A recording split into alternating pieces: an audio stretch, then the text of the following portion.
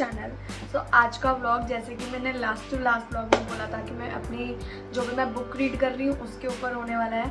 तो अगर आपने मेरे लास्ट बुक रीडिंग वाला व्लॉग ना देखा हो तो मैं यहाँ पे लिंक कर दूँगी, आप प्लीज़ देखिएगा कि मैंने 2023 में कौन कौन सी बुक पढ़ी थी। एज ऑफ नाउ मैं आज व्लॉग बना रही हूँ, अब 11 जून है, 5 महीने हो चुके हैं और 5 महीनों में मैंने बहुत ज़्यादा नहीं बट हाँ 4 बुक्स पढ़ ली हैं। जो 4th है वो उसके 1-2 चैप्टर बचे हैं, ऑलमोस्ट ख़त्म है, बट बहुत ही अच्छी है जिसके बारे में मैं लास्ट में बताऊंगी। तो जो सबसे पहली बुक है जिसके बारे में मैं बताना चाहती हूँ, जो मैंने 2023 में एंड में दिसंबर में स्टार्ट करी थी और जनवरी में मैंने पढ़ी थी, वो है closer to love by Vex King. इनकी मैंने एक और बुक पढ़ी थी, गुड वाइफ गुड लाइफ करके, वो मैंने अपने पिछले वाले ब्लॉग में बताई थी जो बुक्स के ऊपर था, तो आप उसमें जाके रिव्यू देख सकते हैं। इसकी वाइब मुझे काइंड ऑफ मैच विद वो जो उनकी थी ना, जे शेट्टी की थी 8 रीजन्स ऑफ लव करके, लव से रिलेटेड ही थी और ये मुझे ऑलमोस्ट सेम रिलेटेबल सी लगी।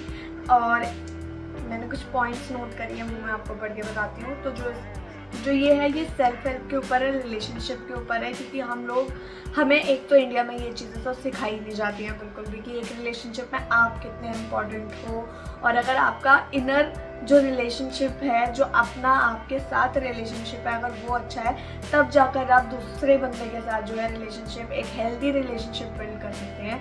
तो ये बुक उसके ऊपर है और इसमें काफ़ी सारी लाइन्स थी जो मैंने हाईलाइट करी थी, जो मेरा मन था कि मैं और लोगों के साथ शेयर करूं। तो उसमें से फर्स्ट लाइन है,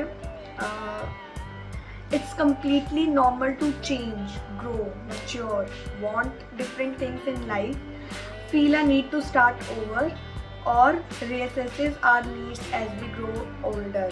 Not all relationships will work out. That's so true. और ये सिर्फ मतलब लव रिलेशनशिप के ऊपर नहीं है, ये ओवरऑल हर रिलेशनशिप के ऊपर है।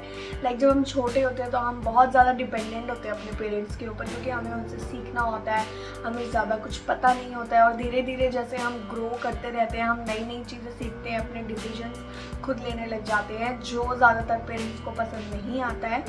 तो ये उस चीज़ से रिलेटेड भी, मतलब आपकी लाइफ में जो भी रिलेशनशिप है ना, अगर आपके फोकस में वही है कि हमें इसको कैसे इम्प्रूव करना है, तो आप इसको कोरिलेट कर सकते हो उन चीज़ों से।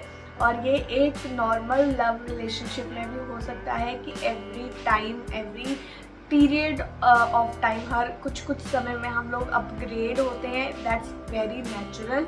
हम नए लोगों से मिलते हैं, नई चीज़ें सीखते हैं, पुरानी चीज़ें हमें आउटडेटेड लगने लगती हैं। तो ये एक प्रोसेस होता है, इसको कैसे कोप अप करना है, कॉन्फ्लिक्ट्स नहीं क्रिएट करने हैं, कम्युनिकेट करना है, इम्प्रूव करना है, उस सब के ऊपर है। अच्छी बुक है। अगर आप एक बहुत ही light hearted self help book पढ़ना चाहते हैं और अगर आप अपने रिलेशनशिप्स को इम्प्रूव करना चाहते हैं तो आप ये बुक पढ़ सकते हैं। जो नेक्स्ट बुक है, आर्ट ऑफ फोकस पे है, बाय गौरंगा दास। मुझे लगा था कि इसमें कुछ ऐसा होगा कि हम अपना फोकस कैसे इम्प्रूव कर सकते हैं, बट ये उससे काफ़ी अलग थी। 280 पेजेस की है ये बुक। इसको भी पढ़ने में मुझे टाइम लगा, क्योंकि जो मैंने सोच के ये बुक ली थी, ये बुक वैसी नहीं थी। इसमें काफ़ी शॉर्ट और इंटरेस्टिंग छोटी छोटी स्टोरीज़ हैं और मैंने कुछ नोट्स बना के भी रखे हैं इसमें से। मैं आपको हेड्स पढ़ के बताती हूँ। तो इसमें क्या है ना, आपको छोटी छोटी चीज़ें बताई जाएंगी, छोटी छोटी ओल्ड स्टोरीज़ के साथ, जैसे हमें बचपन में सिखाया जाता था, ऐसे ही इसमें बहुत सारी छोटी छोटी स्टोरीज़ हैं जिससे हमें छोटी छोटी चीज़ें सीखने को मिली हैं, जैसे association, mindfulness, relationship, focus, compassion, mind control, commitment, gratitude, values, wisdom, divinity, devotion, और ऐसे करके इसमें 33 छोटी छोटी स्टोरीज है, 2 या 3 या 5 पेजेस की। तो अगर आपको सेल्फ हेल्प बुक वैसे स्टार्ट करनी है कि आप नहीं रीड करते, तो आप इससे स्टार्ट कर सकते हैं, क्योंकि इसकी हर एक छोटी स्टोरी में आपको कुछ ना कुछ सीखने को मिलेगा। और अगर आप 20 पेजेस और हाफ बुक एक बारी में नहीं कर पाते हैं, तो आप ये छोटी छोटी स्टोरीज पढ़ सकते हैं, जिससे आप एक हैबिट क्रिएट कर सकते हैं। It's a good nice book. Then मैंने नेक्स्ट बुक पढ़ी है प्रियंका चोपड़ा जोनस अनफिनिश्ड। ये बुक मैंने ली थी क्योंकि मैं इंटरेस्टेड थी जानने में कि जिन लोगों को हम देखते हैं कि यार इन्होंने दुनिया में इतना कुछ कर लिया है, कैसे करा है, तो वो सब देखने के लिए मैंने ये बुक ली थी।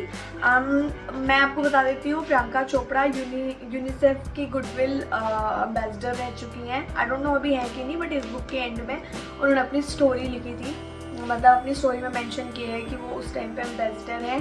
साथ में उन्होंने अभी एक शैम्पू का भी ब्रांड स्टार्ट करा है अनोमली, और उसके अलावा उन्होंने एक बम्बल करके भी स्टार्ट किया था, क्योंकि वो मुझे बहुत ज़्यादा पॉजिटिव पर्सन, कॉन्फिडेंट लगती हैं और उनका थॉट प्रोसेस सुनने में मुझे मज़ा आता है। मतलब मुझे उनका हर एक इंटरव्यू सुनने में मज़ा आता है, और आजकल रील्स पे तो सब कुछ वायरल हो ही जाता है। तो ये बुक है उनकी लाइफ के ऊपर कि कैसे उनकी फैमिली और उनकी फैमिली का सपोर्ट उनके इस करियर में कितना ज़्यादा इम्पॉर्टेंट रहा है, उसके बारे में था।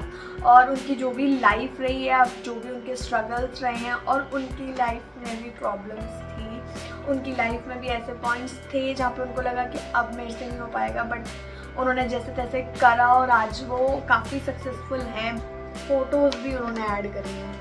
मतलब ये मुझे इंटरेस्टिंग लगा क्योंकि ज़्यादातर नॉवेल्स में कोई फ़ोटोज़ नहीं होती, तो उन्होंने रिलेटेबल फ़ोटोज़ भी ऐड करी हैं कि उनके लाइफ में कब क्या चल रहा था, बचपन की फ़ोटोज़, बड़े होने की फ़ोटोज़, कुछ ऐसी फ़ोटोज़ शूटिंग में जो थी, कुछ ऐसी फ़ोटोज़ जब वो पहली बार यूएस की बड़ी बड़ी मैगजीन्स में कवर पेज पे थी, वो सारी फ़ोटोज़ हैं। और ये बहुत ही मोटिवेटिंग मुझे ज़्यादा लगा, क्योंकि छोटी छोटी चीज़ों से आपको बहुत कुछ सीखने को मिलता है, और आप इसको पढ़ोगे और आप रिलेट कर पाओगे कि हाँ, हमें भी अपनी छोटी छोटी प्रॉब्लम से कुछ ना कुछ सीखने को मिलता है, और वो आगे हमारे काम आता है। इसके बाद ये हो गई 3 बुक्स, और ये चौथी बुक है। ये बहुत मोटी बुक है, बट इसमें मुझे टाइम नहीं लग रहा है। इसको मुझे शुरू करने में ज़रूर टाइम लग रहा था, क्योंकि मुझे लग रहा था इतनी मोटी है, पता नहीं मैं पढ़ पाऊँगी कि नहीं। कितने पेजेस की है ये? 450। तो ये मैं हिमाचल से लेकर आई थी। My personal and beautiful book mark. ये मुझे बहुत पसंद आ रहा है, बट इसको बहुत ध्यान से रखना पड़ता है, क्योंकि अभी ये सूख गया है और ये कभी भी टूट सकता है, तो इसको बहुत ध्यान से मुझे रखना पड़ेगा। सो ये बुक है, ये आपको बैक इन टाइम ले जाती है, जहाँ पर आदिवासी नहीं है, एक सिविलाइज्ड लोग हैं, सूर्यवंशी है और चंद्रवंशी हैं। सूर्यवंशी ऑब्वियसली द गुड वंस है, और चंद्रवंशी द नेगेटिव वंस है। उनके बीच में जो कॉन्फ्लिक्ट है, कैसे लॉर्ड शिव और लॉर्ड शिवा बनते हैं, उन सब चीज़ों को सुलझाते हुए, और सती माता जी पार्वती से भी मिलते हैं वो इसमें, और कैसे ये सारी चीज़ें सामने आती हैं, कैसे वो लड़ाई करते हैं, जीतते हैं, उनको क्या क्या समझ आता है। मतलब बहुत ही इंटरेस्टिंग है। और अगर आपकी इमेजिनेशन अच्छी है, तो जब आप ऐसी चीज़ें रीड करते हो ना, तो आपके माइंड के सामने पिक्चर्स बनती चली जाती हैं। जब वो बात करते हैं कि हम हिमालय में गए, हमने वहाँ पे सोमरस बनते हुए देखा, चंद्रवंशी ऐसे हैं, सूर्यवंशी ऐसे हैं, ऐसे हम रथों पे गए और जंगल के बीच में से, तो वो सब इमेजिन करके इस बुक को पढ़ने में बहुत मज़ा आता है। मुझे इस बुक को पढ़ते हुए 15-20 दिन हो गए हैं, और ये बुक बस इतनी सी बची है ख़त्म होने के लिए, तो 2-3 दिन में ये भी ख़त्म हो जाएगी। और इसके 3 पार्ट हैं, मेरे पास फर्स्ट 2 पार्ट्स हैं। जब मैं सेकंड पार्ट पढ़ूंगी तो मैं थर्ड पार्ट भी ढूंढ लूँगी कि कहाँ से मुझे मिलता है। तो अभी के लिए इतना ही। जून तक मैंने 3 बुक्स पढ़ ली हैं, चौथी बुक मैं पढ़ रही हूँ, और बहुत सारी बुक्स मैं लेकर भी आ गई हूँ पहले से ही, जो मैं पढ़ूंगी। तो अगर आपको ये व्लॉग पसंद आया हो, और अगर आप आगे भी देखना चाहते हैं कि मैंने कौन सी बुक करी, तो please don't forget to subscribe my channel. मिलते हैं अगले व्लॉग में, बाय।